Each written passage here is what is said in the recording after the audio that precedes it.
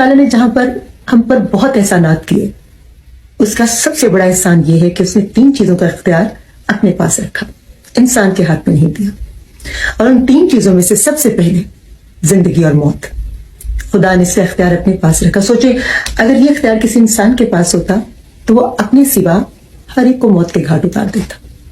दूसरी चीज रिस्क देना और तंगदस्ती देना, ये भी इख्तियार हमारे रब के पास है। अगर किसी इंसान के पास ये इख्तियार होता तो अपने सिवा हर एक को भूखा मार देता। और तीसरी चीज इज्जत और जिल्लत, ये इख्तियार भी मेरे रब के पास है। अगर किसी इंसान के पास होता तो वो अपने सिवा हर एक को बेइज्जत कर देता, जो हम देखते भी हैं। और जो लोग ऐसा करते हैं, खुदा के दिए हुए इख्तियारात अपने हाथ में लेने की कोशिश करते हैं, ऐसे लोगों की दुनिया भी खराब और आखिरत भी खराब होती है। इसलिए अल्लाह से दुआ है कि अल्लाह ताला हमें सही मानों में अच्छा इंसान बनने की तौफीक अता करे। आमीन। यूनुस मलिक ने कहा यार हम एक फिल्म बनाते, छोटी कास्ट थी, इसमें गुलाम मोहिउद्दीन और इस किस्म के हमने हीरो लिए। सही है। और 2 लड़कियां चाहिए थी, तो यूनुस मलिक साहब ने मुझे कहा वो 2 लड़कियों का इंतखाब करना है तो चलते हैं। मैंने कहा कहाँ? हीरा मंडी को। अच्छा अच्छा अच्छा, क्या पब्लिक को चलो समझ आ जाएगी। सही हो गया सर। हम गए वहां, तो वहां में बड़ा प्रोटोकॉल मिला। वो जो माँ थी हीरोइन की, फिर उसने चाय वाय सब कुछ प्रोटोकॉल रखा। थोड़ी देर बाद एक लड़की हमारे सामने आई, देखा उसको, यूनुस मलिक ने देखा, मैंने भी देखा। तो उसकी माँ ने बड़ी तारीफें की कि मेरी बेटी ये है वो है फलां है।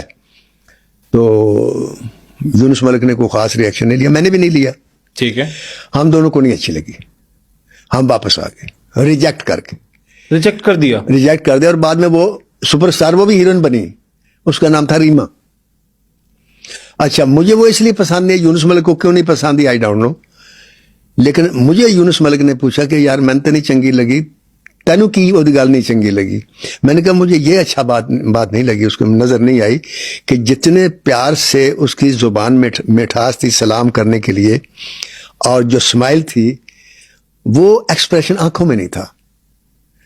और आर्टिस्ट की अगर आंखें नहीं बोलती तो फिर आर्टिस्ट बेकार है। मैंने कहा मुझे तो ये चीज़ अच्छी नहीं। कहता हाँ यार मैं भी ये लगा, मुझे ऐसा लगा तो बस कोई प्लास्टिक की बनी हुई लड़की है। लेकिन इज्जतें तो अल्लाह ने देनी होती हैं। वो फिर वही लड़की बुलंदी में आई और सुपरहिट हो गई और हीरोइन बन गई। जी नाजरीन, ये वो हकीकत थी जो कि नासिर अदीब गए थे वहाँ पर, और उन्होंने बिल्कुल साफ लफ्ज़ों में बोला और बाद में इन्होंने माफ़ी भी मांगी। ठीक है, आप देखें, आप हीरा मंडी से अगर दकारें उठाई जाती हैं या किसी भी इलाके से उठाई जाती हैं, अगर उसको बुरे प्रोफेशन में आप रखें तो वो फिर बुरा ही प्रोफेशन ही रहता है। इसको कभी भी अच्छी नज़र से नहीं देखा जाता। फिल्म इंडस्ट्री कोई पाक साफ जगह नहीं है, जिसके बारे में कितने लोगों के कमेंट्स भी आए और कहा है कि किसी की किरदार कशी नहीं करनी चाहिए, और वाकई किसी की किरदार कशी नहीं करनी चाहिए। जब आप किसी एक प्रोफेशन में काम करते हैं और आप ख़ुद भी इन्वॉल्व होते हैं तो आप किसी पे किरदार कशी कैसे कर सकते हैं? ये आप नहीं, हम भी जानते हैं, बल्कि सब जानते हैं कि फिल्म इंडस्ट्री का माहौल कैसा होता है। बहरहाल जो भी इसका रद्द अमल आया है, बुशरा अंसारी साहिबा ने जो दिया है नासिर अदीब के बारे में बहुत सख्त अल्फाज इस्तेमाल किए कि वो भी मैं आपको सुनाती हूँ। और दूसरा ये कि रीमा खान ने भी अपने बारे में जो बोला और जिस तरह इन्होंने वजाहत दी, बहुत अच्छे लफ्ज़ों में दी।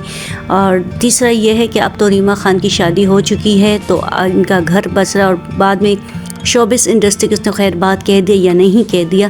लेकिन पिछली तरफ हम अगर जाके देखते हैं तो अगर ये कहना गलत नहीं होगा, फिल्म इंडस्ट्री जो है वो गुनाहों का घड़ा है। ठीक है, अगर आप इसको कहें कि बिल्कुल महज़ब और बिल्कुल तहज़ीब के अंदर, बहुत ही शर्म हया के अंदर ये सारे काम होते हैं, फिल्में बनती हैं, ड्रामे बनते हैं, तो ये बिल्कुल गलत है। ठीक है, अगर आप कहें कि हम नहा धो के जो है बिल्कुल गुनाहों से पाक होके निकल रहे हैं इस दलदल से, तो हम कह सकते हैं आप जो है ना, आपका ताल्लुक़ जो है, फिर भी यही कहेंगे आपका ताल्लुक़ उस प्रोफेशन से रहा।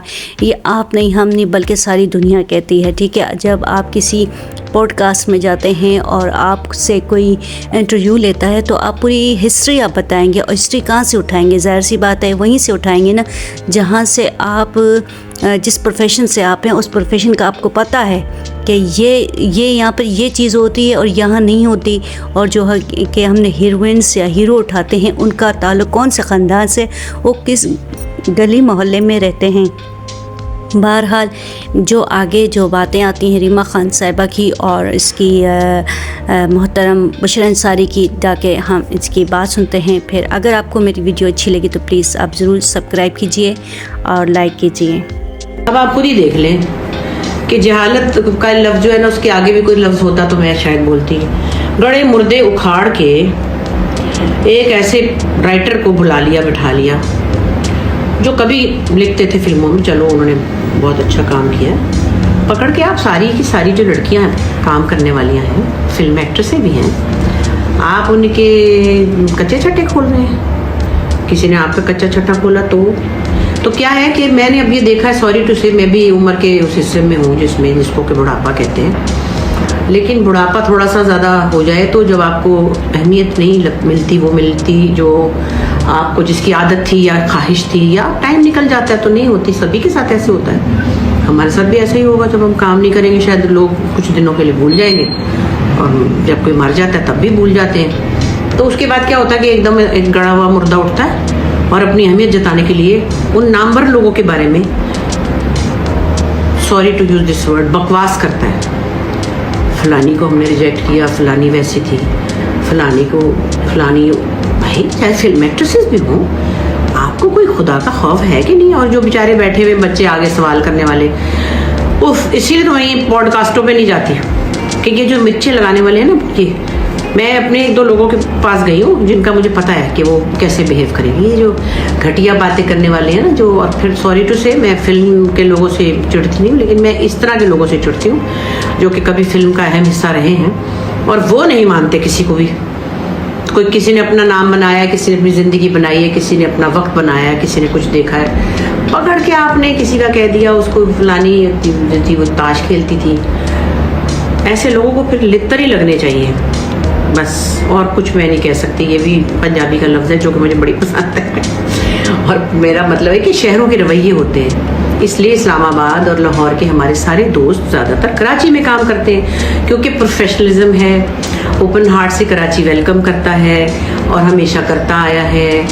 मैं ये नहीं कहती कि मुझे लाहौर में किसी ने कुछ कहा ही है, मैंने नहीं कहा, लेकिन एक फीलिंग आती है ना आपको कि भाई एक दूसरे को नहीं मानते, बैठे बैठे आप कह देते फलाना वैसा तो फलानी वैसी, तो मत करें। मैं यही तो समझा रही हूँ कि आप उम्र के इस हिस्से में हैं कि आप बड़े हैं, आप अपना टाइम अच्छा देख चुके हैं, तो आप अपने साथियों को या अगले बच्चों को प्यार दीजिए, ना कि पुरानी जो एक्ट्रेसेस हैं उनके बाप दादे के पता नहीं क्या चट्टे निकाल के बैठ जाते हैं। किसी ने कितनी तमीज़ से अपना इमेज बनाया है, मेहनत की है, इज्जत कमाई है। अब जो भी कुछ मसले, डांस भी करते थे लोग फिल्मों में, तो चलो करते थे ना, पुरानी बात है। तो जो बैठे हुए पता नहीं मैं क्या है उनको बोलूँ, कोई जानता भी नहीं है, गुजर जाएंगे तो पहचानता भी नहीं है कोई। तो आप जब गुमनाम लोग होते हैं तो आप अपनी ज़बान जो है ना यहाँ से लेके वहाँ तक लंबी कर लेते हैं और उन लोगों के बारे में बात करते हैं जिनको लोग जानते हैं। तो क्या होता है कि 4 लोगों में आपका नाम हो जाता है। ये बहुत घटिया बात है। आपके बच्चे भी काम कर रहे हैं।